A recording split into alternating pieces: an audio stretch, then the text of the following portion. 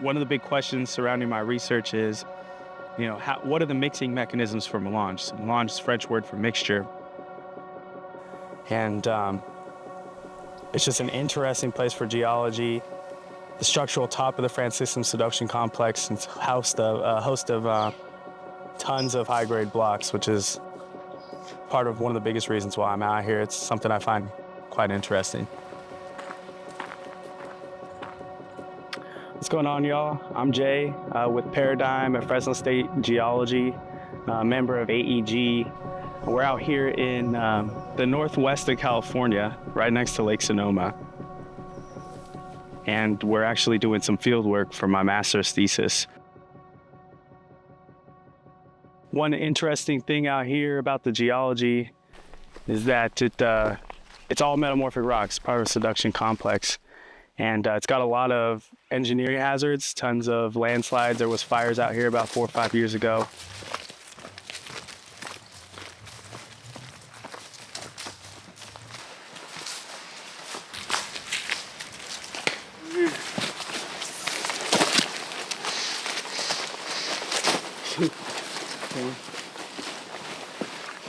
Are we going up that path? No.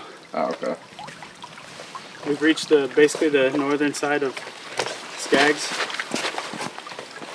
That blue one with all the little tiny holes in it. All right, so we're out here doing some geologic mapping of the Skaggs Spring schists at the structural top of the Franciscan subduction complex.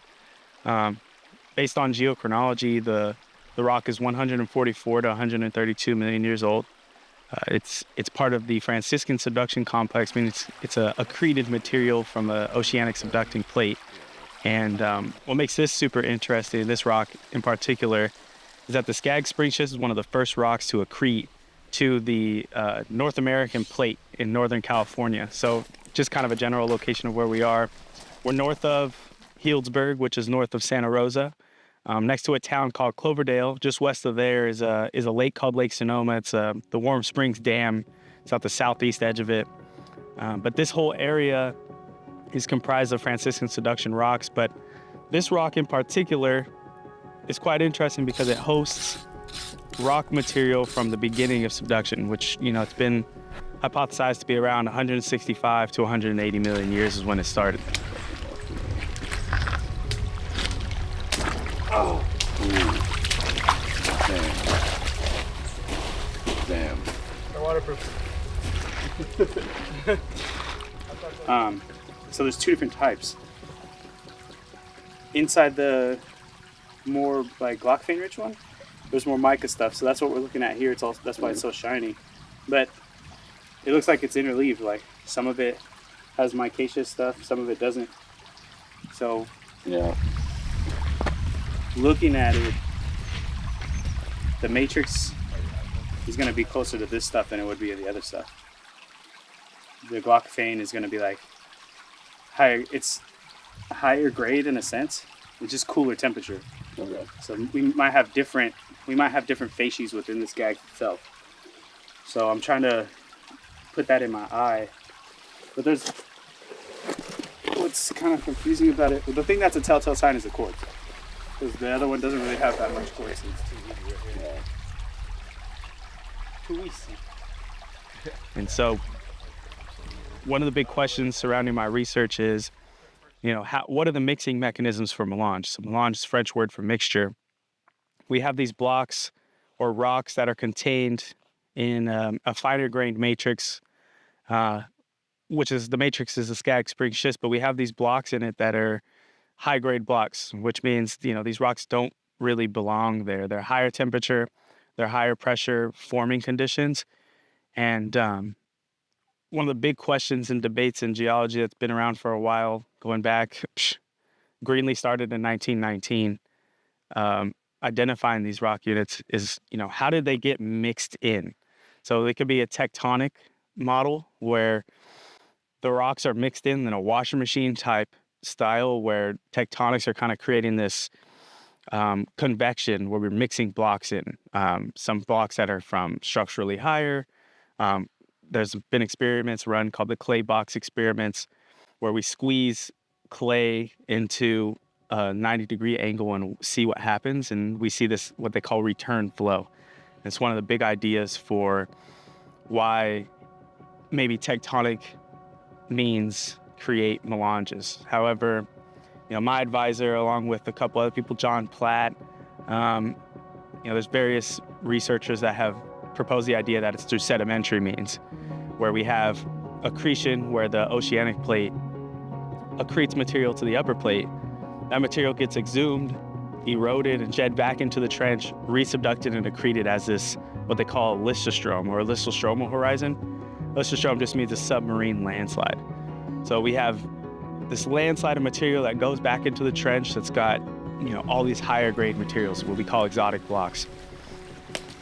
And that then gets subducted and accreted to the upper plate.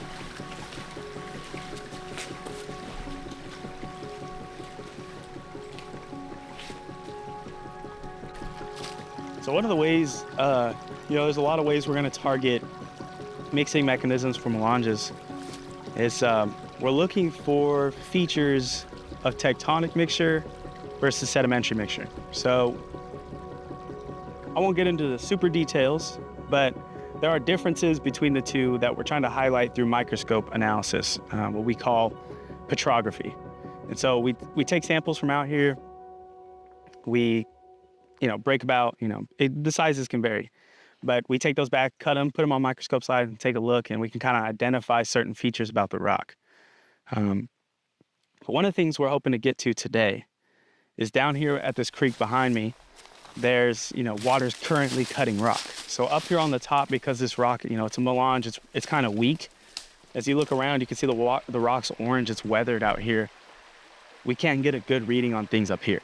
We need fresh rock. So the rock down at the bottom is currently getting cut by water, so it means it's like the freshest exposure. So what we're hoping to do is track lineation measurements to discern obliquity of subduction during the time of accretion of this unit, the Skag Spring schist, and trying to identify features of the melange that can help us discern its mixing mechanism. So we actually got access to this land. The landowner here has been gracious enough to have us here, and we're super grateful and appreciative of that. And she got me in contact with her neighbors who are also willing to have me on. So we're gonna be kind of walking all around this land. I think it's about, total, all the land together, close to like 10,000 acres. We're just really gonna try and stick to the bottom. Yeah, in hopes today that we gather good samples from microscope slides, tons of measurements if we can, meet new landowners, drop off some gift baskets, meet them, kind of generate a relationship with them. And that way we can continue to do this research post-grad and kind of further develop knowledge and understanding of the geology of Northern California, and more specifically the Franciscan Subduction Complex, and which I think is the best rocks on the planet.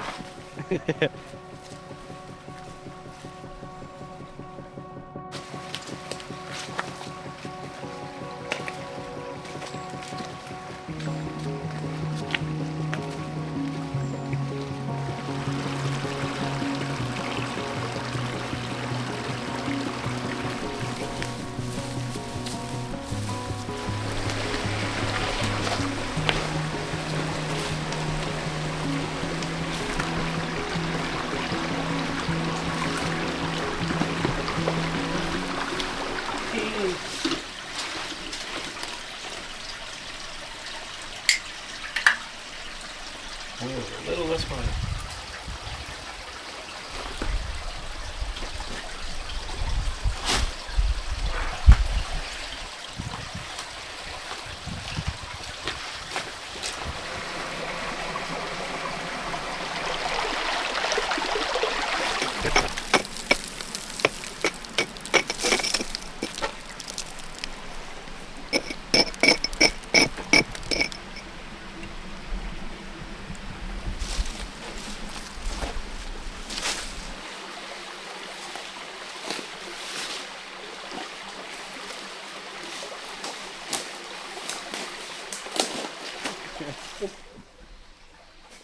These are all grapes. The animals eat the grapes from the wineries around here, and they poop them out, and they grow grapes out here. They're actually pretty good. Easy to get. Just Up to the top, like above the top shoe? of my boot a little bit, but just for like a second. Okay. Alright.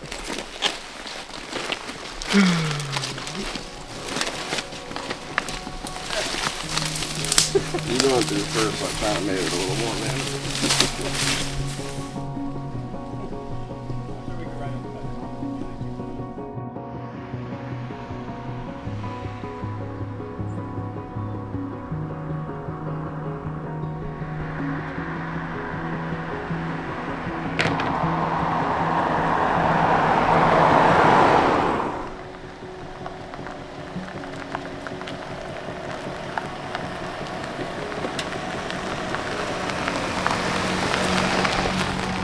A lot of cool stuff about your land and the history and how it formed, where it's from.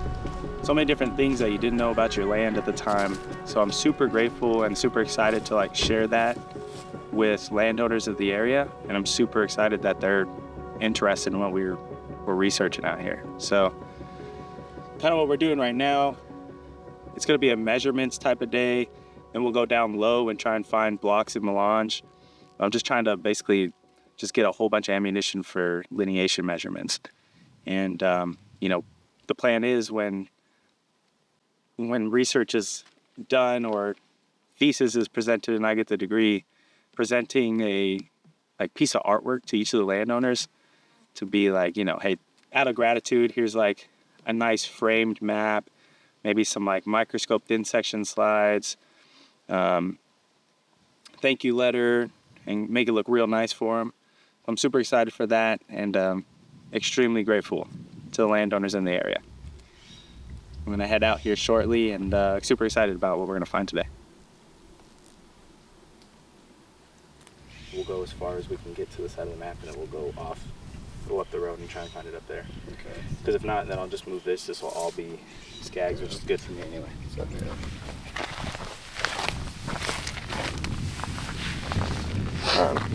cool. You fill up water? Yeah. Okay.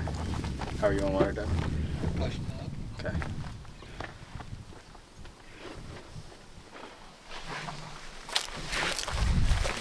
Oh shit, I forgot about my rocks. Yeah, if you got rocks, leave.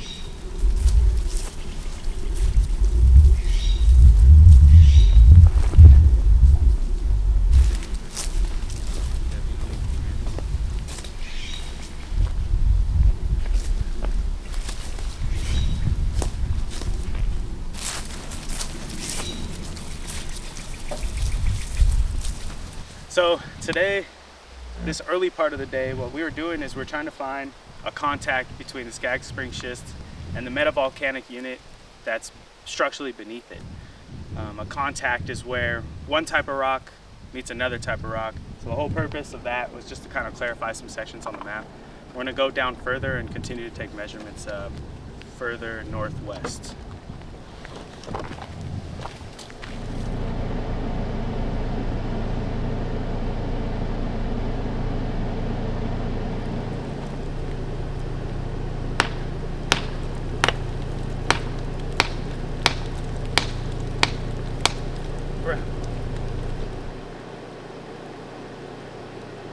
So that's the peak because it's got the wire.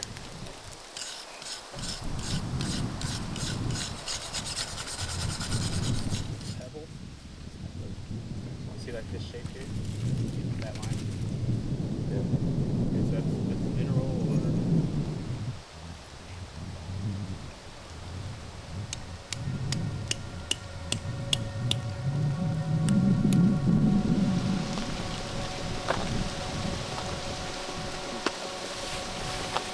So too. Carrying that up the stairs in McLean is amazing.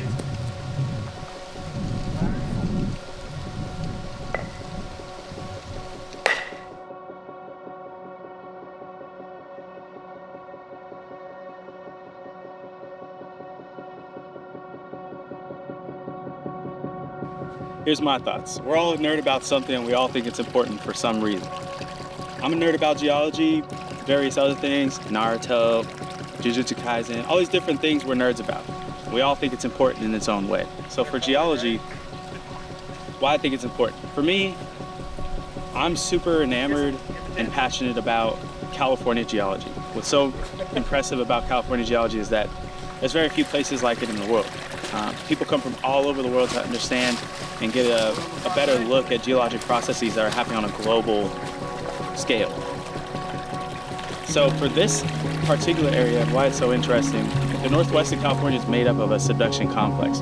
This happens to be the structural top and signifies the stuff that got buried the deepest, got subjected to the highest temperatures or highest pressures because this isn't super hot.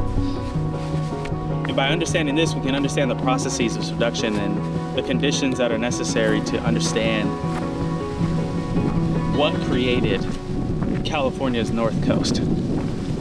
That's why I think it's important. Why I think just the general people should understand geology is it's fun, right? We're out hiking, people pick up rocks. What is this? You know, how did it get here? How did it form? By understanding all those things, we get to address just a innate curiosity that we all have. If geology's not your thing, it's something else. That's totally awesome. Go chase that. What we're happening to do right now, it's also for a degree, and it's just for a general passion. We're out here hiking and walking through rivers and getting swatted by branches. I just think there's something cool that comes with that.